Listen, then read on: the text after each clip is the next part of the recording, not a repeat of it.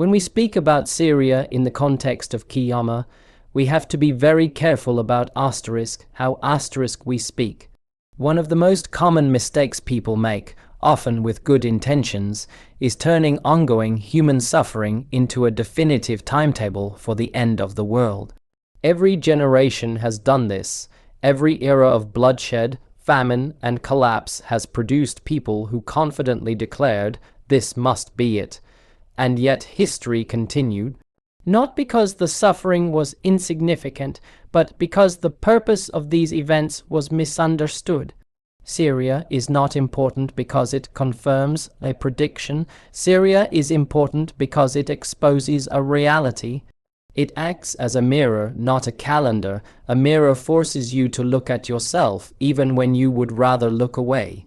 A calendar lets you stay detached, speculating about dates and signs while remaining personally untouched. Islam does not train us to be spectators of tragedy. It trains us to be morally awake within it. Psychologically, there is comfort in turning pain into prophecy.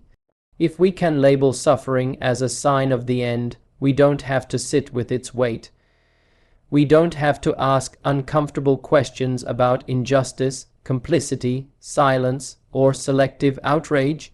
We can say, "This was destined," and move on. But the Quran never uses suffering that way. When Allah narrates the destruction of past nations, it is never to satisfy curiosity about the future. It is to confront the conscience in the present.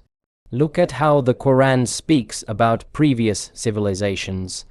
Their destruction is described not as a sudden apocalypse, but as a slow moral decay, arrogance becoming normal, injustice becoming policy, truth becoming inconvenient. By the time punishment arrived, it felt shocking only because people had normalized what should have horrified them. That is why Syria should disturb us, not because it tells us when Qiyamah will come, but because it shows us what kind of world exists when Qiyamah draws nearer. Philosophically, this forces a shift in perspective. The real question is not, is Syria a sign? The real question is, what does Syria reveal about us? About a world where mass death can be live streamed and still become background noise. About an Ummah that can argue passionately online while real people are erased quietly. About hearts that feel outrage briefly, then return to comfort with frightening ease. These are not political failures alone, they are spiritual symptoms. The Prophet warned us not just about wars and chaos, but about the death of moral sensitivity. He described a time when people would see evil and feel powerless, or worse, indifferent. That is not a prediction meant to excite us. It is a diagnosis meant to wake us up. Syria hurts because it removes our excuses. It shows that evil does not always arrive suddenly. Sometimes it settles in slowly, disguised as complexity, fatigue, or there's nothing we can do. And here is the crucial point. Recognizing Syria as a mirror restores responsibility. A mirror invites change.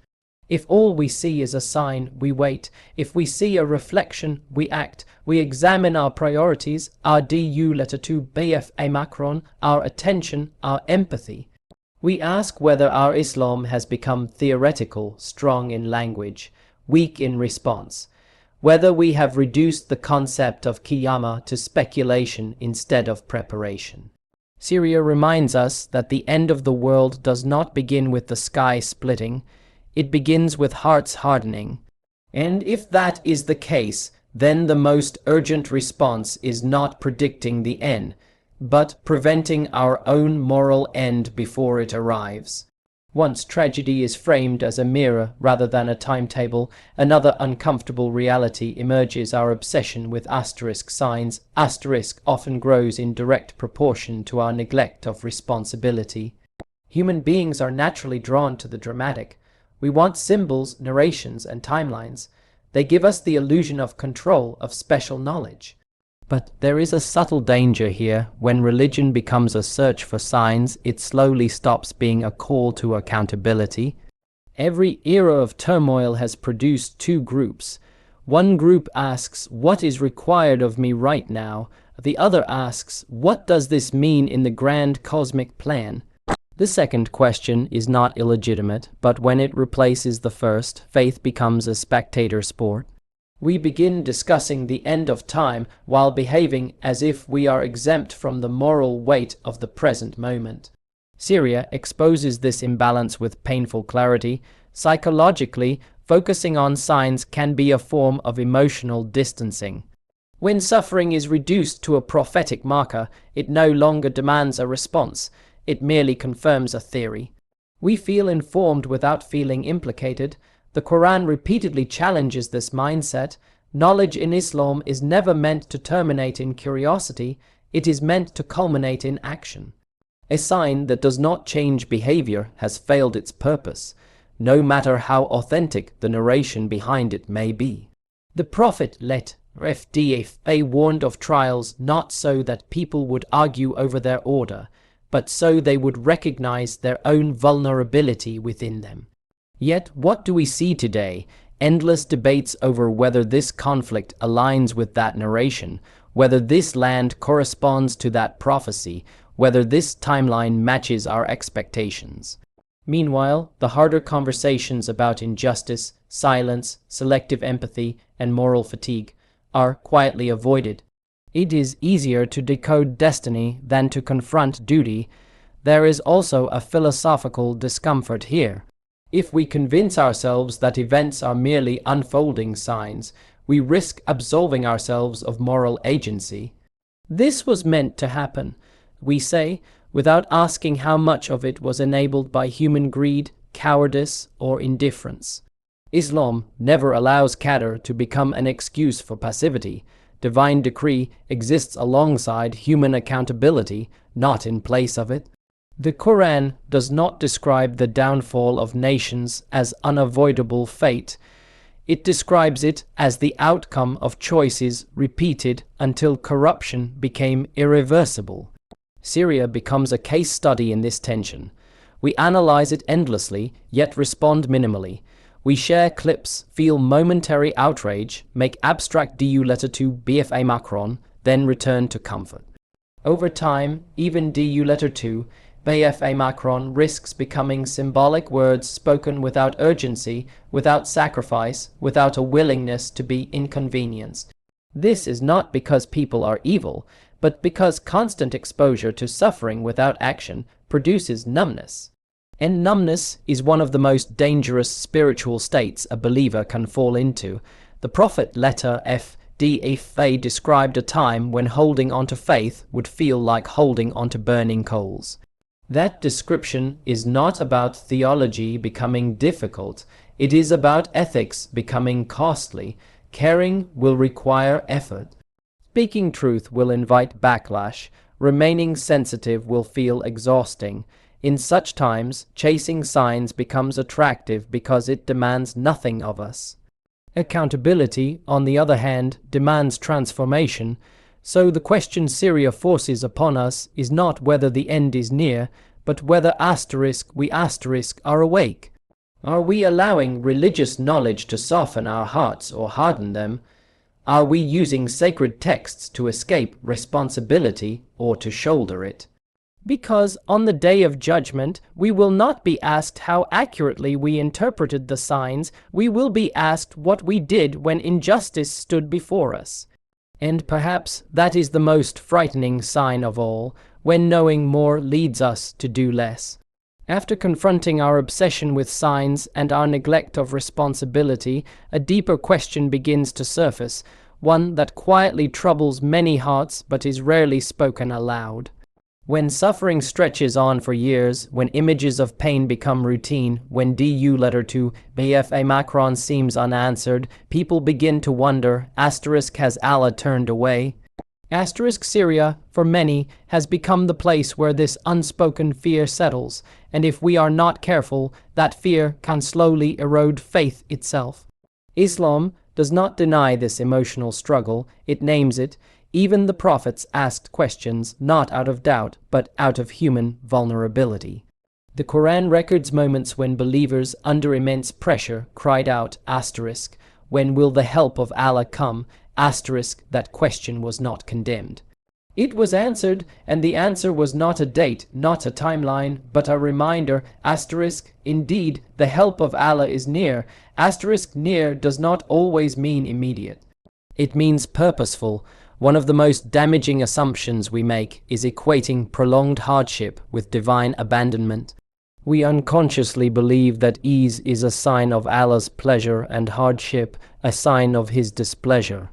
But history completely dismantles this idea. The most beloved people to Allah lived lives filled with loss, rejection, exile, and pain. Their suffering was not evidence of distance from Allah, it was often evidence of closeness. Trials were not punishments, they were refinements. Psychologically, humans crave resolution. We want pain to end quickly so that meaning feels intact. When it doesn't, the mind looks for explanations. Some turn to cynicism, others turn to despair. And some quietly disengage from faith, not because they reject Allah, but because they feel emotionally exhausted. This is why understanding the nature of trials is not an abstract theological exercise. It is spiritual survival. The Quran reframes suffering not as chaos, but as examination. A test does not mean failure, it means evaluation. And every test reveals something not about Allah, but about us. Our patience, our sincerity, our priorities, our resilience. Syria, in this sense, is not exposing Allah's silence. It is exposing the fragility of human expectations. We assumed justice must come swiftly. We assumed suffering must be short-lived. We assumed that faith would always feel comforting. None of these assumptions were promised. There is also a critical philosophical shift that must occur. Faith is not a contract guaranteeing worldly stability. It is a commitment to moral clarity even when stability collapses. When Allah delays relief, it is not because He is unaware, nor because He is indifferent. Delay itself becomes part of the test. Will belief remain intact when outcomes remain unseen? Will worship continue when hope feels strained? Will morality survive when the world rewards cruelty? The Prophet ﷺ taught us that trials intensify before relief, not because Allah enjoys human pain, but because transformation requires pressure. Ease rarely changes people, crisis does. Under pressure, priorities rearrange, illusions fall away. What was once optional becomes essential. Syria reminds us that faith was never meant to function only in comfort, it was designed to endure collapse. And here lies the danger. When we misinterpret trials as abandonment, we begin to withdraw emotionally, spiritually, morally. We stop caring deeply because caring hurts. We stop hoping sincerely because hope feels risky, but Islam calls for the opposite response. It calls for sabr that is active, not numb, for tawakkul that moves the heart, not paralyzes it, for letter 2 BFA Macron that persists, even when the voice trembles. If Syria teaches us anything, it is this: Allah's wisdom is not measured by our timelines, and His closeness is not negated by our pain. The true loss is not delayed justice. It is losing faith before justice arrives. After all of this reflection, after recognizing Syria as a mirror, after confronting our obsession with signs, after understanding trials as tests rather than abandonment, the conversation must turn inward, because the most unsettling realization is this: Qiyāmah does not draw closer only because of what happens out there in the world. It draws closer because of what happens in here within human hearts, priorities, and moral limits. Syria does not announce the end of time. It exposes how we are living as if time no longer matters. There is a subtle shift that takes place in societies before their collapse. It is not the moment buildings fall or armies advance. It is the moment people stop being shocked, when injustice becomes familiar, when suffering becomes content. When tragedy becomes background noise to our routines. The Quran warns us repeatedly about this internal decay. because once hearts harden, external destruction is only a matter of time. Civilizations do not fall suddenly, they rot quietly. The Prophet letter, FDF, did not describe the end of times only in terms of earthquakes and wars. He spoke of honesty disappearing, trust becoming rare, truth feeling heavy, and falsehood feeling light. These are not dramatic events, they are moral shifts. They happen slowly, invisibly, until one day people look around and realize they no longer recognize themselves. Syria becomes painful not just because of what is happening there, but because of how easily the world learned to look away. And this is where the responsibility becomes deeply personal. It is tempting to say, what can one person do? But Qiyāmah is not delayed or hastened by headlines alone. It is shaped by collective moral choices made by individuals. Every time compassion is replaced with apathy, something in the human soul moves closer to collapse. Every time faith becomes a label instead of a discipline, something essential is lost. The end does not begin when the sky splits, it begins when conscience fractures. Psychologically, turning inward is uncomfortable. It is far easier to analyze nations than to examine the self. It is easier to condemn tyrants than to question our own habits of silence, convenience, and selective concern. Yet Islam insists on this inward accountability. The Prophet letter FDF taught that real strength is not dominance, but self-control. In the same way, real preparation for the Akhirah is not prediction, but purification. This reframing changes everything. Instead of asking, are we living in the last days?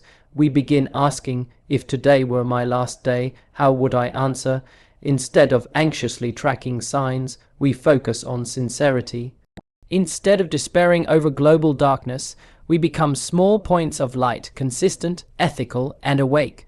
Because even in the darkest periods of history, Allah preserved faith through individuals who refused to let their hearts die.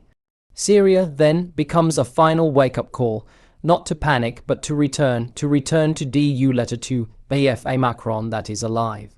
To worship that reshapes character, to knowledge that produces humility, not arrogance, to concern that leads to action, even if that action feels small.